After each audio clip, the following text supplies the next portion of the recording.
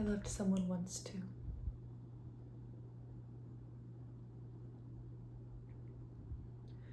And the person I loved, I lost.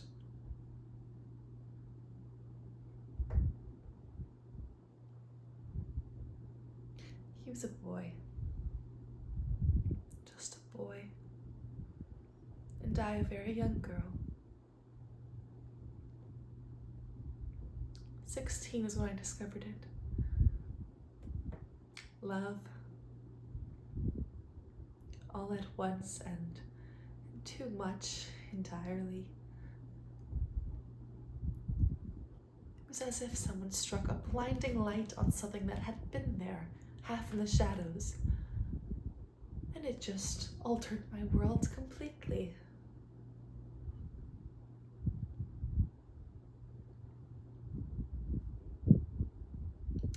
But I was unlucky. Deluded.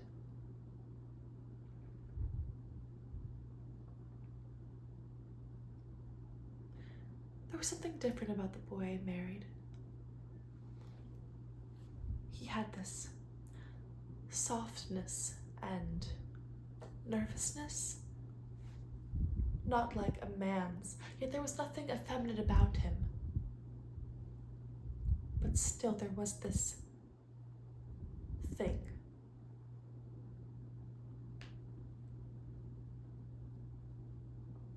He came to me for help. I didn't know that. I didn't know anything until after our marriage, when we'd run away and we'd come back, and all I knew was that I failed at some mysterious thing. He was just drowning in the quicksands and he needed me and I couldn't help him out, and I was sinking right there with him.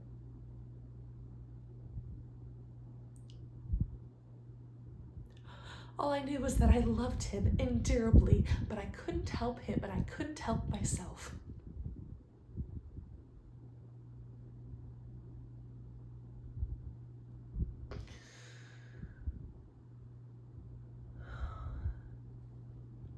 And that's when I found out.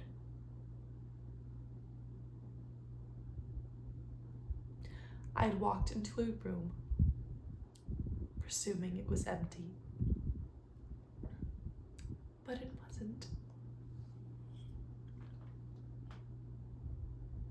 The boy I'd married was in there,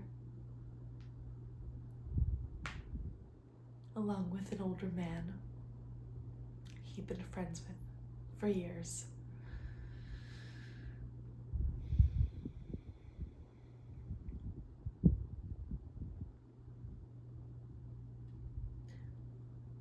After that, we pretended that nothing had happened.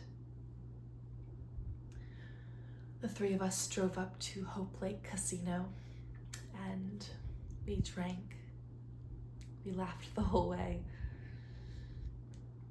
We danced. And in the middle of our dance, the boy I had married broke away from me and ran out of the casino.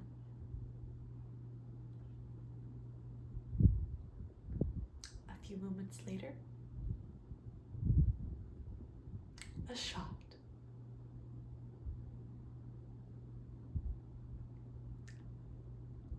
I ran out. We all did. Gathering around the terrible thing that had happened at the edge of the lake, but there was a crowd, and I was trying to get through, but some man took me by the arm. He said, "Go. You don't want to see." See what? That's when I heard voices. Alan, the gray boy.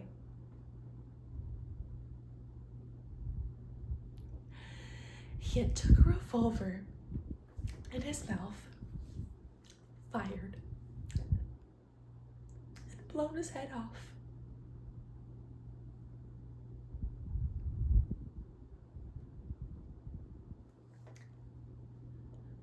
And it was because of me. It was because I was unable to hold my tongue, and on the dance floor, I said to him, I said, I saw. I know. You disgust me.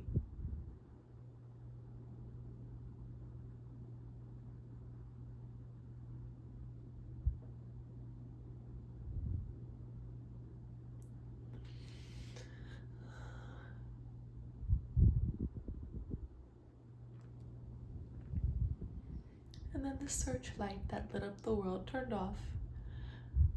And ever since, there hasn't been a light brighter than this kitchen candle.